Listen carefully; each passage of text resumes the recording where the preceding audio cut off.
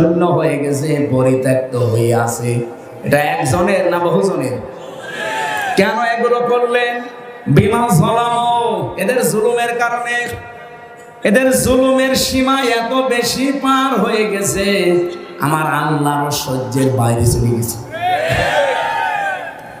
দুনিয়ায় যদি কিছু না হয়, শুধু ব্যারিস্টার আরমানকে যে কষ্টটা দিয়েছে, এইটার জন্য আল্লাহর আরশ পর্যন্ত কেঁপে গেছে। কয়েকদিন আগে ব্যারিস্টার আরমানকে ডেকেছিল একটা টক শোতে। উপস্থাপিকা যিনি একটা মেয়ে, আরো 3 জন আছে মেহমান, প্রত্যেকেই দেখলাম অঝর নয়নে তার কথাগুলো শুনে কাঁদতেছে যে মানুষ এত নিচে নামতে পারে, ক্ষমতার জন্য মানুষ এত কঠিন হতে পারে।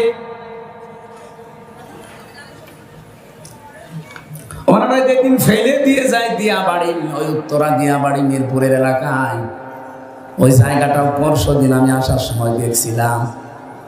ড্রাইভার আমারে বলছে যে এই জায়গায় ফেলেছিল ওনারে। আল্লাহ বলেন বিমা যালামু, জালেমদের জুলুমের কারণে জায়গা পর্যন্ত আমি অভিশপ্ত করে দিয়েছি। এ পর্যন্ত ছিল ওদের ব্যাপার, পরের অংশ আল্লাহ আমাদের জন্য দিয়েছেন। ইন্না ফি যালিকা লাআয়াতান লিকাউমিন ইয়ালামুন। আল্লাহ ইন্না দিয়েছেন প্রথমে, মাঝখানে দিয়েছেন লামে তাকিদ।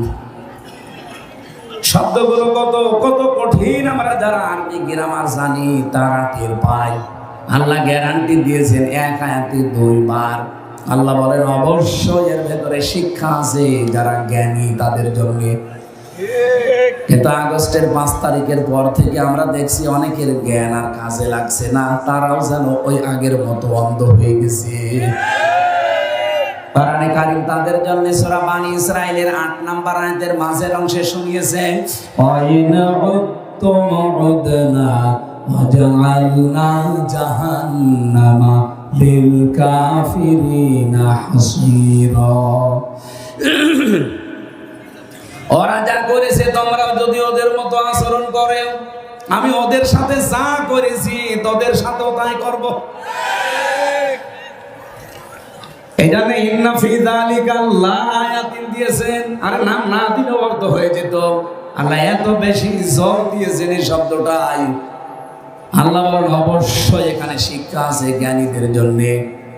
জালেমদের এত বড় শিকড় যদি আমি কেটে ফেলতে পারি, এখন যারা আশায় আছো যে চেয়ারে বসবো আর আঙ্গুল ফুলে কলা গাছ হয়ে যাব, 5 বছর পরে তোমার বাড়িও শ্মশান হয়ে যাবে। এই জন্য সাবধান সাধু, সাধু এই জন্য সাবধান। কথা বুঝতেছে?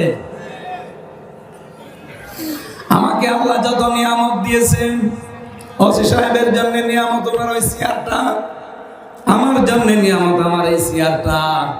আমাকে আল্লাহ কথা বলার মতো যোগ্যতা দিয়েছেন। যে যে জায়গায় আছি আমরা প্রত্যেকের ওইটা তার জন্য নিয়ামত। আমার এই নিয়ামত আজকে থেকে যতদিন বেঁচে আছে আমি আল্লাহর জন্য শুধু ব্যয় করবো। এই কথা আমি কাফনের কাপড় পরে বলেছি আল্লাহর ঘর তাওয়াফ করার সময়। 3 নম্বরে বলা হয় অল মুলকা লাকা, হে আল্লাহ আমি কিন্তু কাবা ঘর তাওয়াফ করছি, প্রদক্ষিণ করছি, আমি কিন্তু সব ছেড়ে দিয়ে তোমার পেছনে চলে এসেছি। কাবা ঘর প্রদক্ষিণ করা মানে, কাবা ঘোরা মানে কি? আমি দুনিয়া সব ছেড়ে আমি আল্লাহর পেছনে ঘুরতেছি। এ ঘর যেহেতু আল্লাহর, আমি ঘুরছি কার পেছনে? আরো জোরে বলেন। শেষ কথা এইটাই বলেন, হে আল্লাহ আমি যদি রাজ্য রাজনীতি দুনিয়ায় কিছু করেও থাকি, আজকে থেকে শুধু তোমার জন্য করব। অল মুলকা লাকা, অল মুলকা লাকা, তোমার জন্য করব আমি রাজনীতি। এতটুকু আল্লাহ বলেন, শেষ হয়নি। বিদায় তাওয়াফ করার সময় যে অধ্যাপক সাহেব যারা হাজির, শেষ কথা আল্লাহকে এটা শোনানো লাগে, আল্লাহ লা শারীকা লাকা লাব্বাইক, আমি চলে যাচ্ছি আল্লাহ, আমার নামটা তুমি লিখে রেখো, আমি কিন্তু মুশরিক না। আমি আজকে থেকে তোমার গ্যারান্টি দিয়ে গেলাম কোনোদিন আর শিরিক করব না।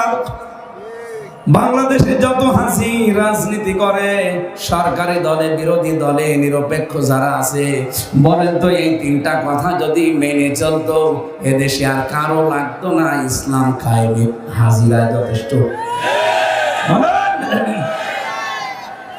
করছে হাজিরা এই কাজগুলো, একটা কথা ঠিক রাখে না। ওখানে বলে ইন্নাল হামদা, প্রশংসা সব তোমার জন্য, এসে প্রশংসা করে মরা মানুষের। আরে ভাই, মানুষ তো মরেই গেছে, তার প্রশংসা করে করবেন কি? ওই প্রশংসা যদি তার না করে ওই মরা মানুষের মালিক যিনি, ওনার করতে আপনার অন্তর প্রশান্ত হয়ে যেত। কোরআনে কারীম জানিয়েছে আল্লাযীনা আমানু, যে মানুষগুলো ঈমান আনে, তাতমাইন্নু কুলুবুহুম বিযিকিরিল্লাহ, আলা বিযিকিরিল্লাহি তাতমাইন্নুল কুলুব। এই পৃথিবীতে ইমানদারেরা যদি প্রশান্তি পেতে চায়, আমি আল্লাহ বলছি, আমি আল্লাহর নামে তাদের অন্তর ঠান্ডা হবে। আজকে থেকে আমলটা একটু মন মতো করেন। পৃথিবীতে যদি সত্যি আপনি প্রশান্তি পেতে চান, আল্লাহর নামের বাইরে আর কারো নাম নেই। আপনি বাবার নামে জীবনও শান্তি পাবেন না, মায়ের নামে শান্তি পাবেন না, নেতার নামে শান্তি পাবেন না। কি করেন আপনি? আপনাকে আমি কিছু বলেছি? আমার কণ্ঠ এখন এরকম হয়ে গেছে, কিছুই লাগবে না এর উপর। এখন তিরাক গেলেও কিছু হবে। আপনি ভালো করে শুনুন, নিস্তব্ধ হয়ে যাবেন।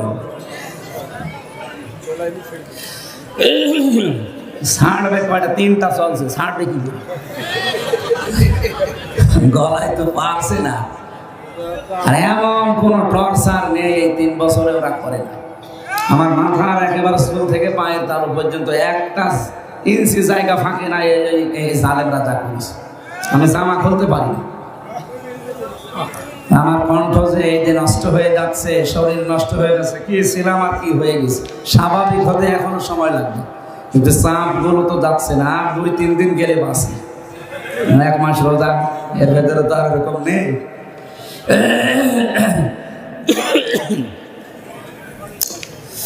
ঝিনাইদহবাসী আমরা যদি সত্যি আয়াত থেকে কিছু নিতে পারতাম, বাংলাদেশে বহু বেদাত বন্ধ হয়ে যেত, বহু শিরিক বন্ধ হয়ে যেত।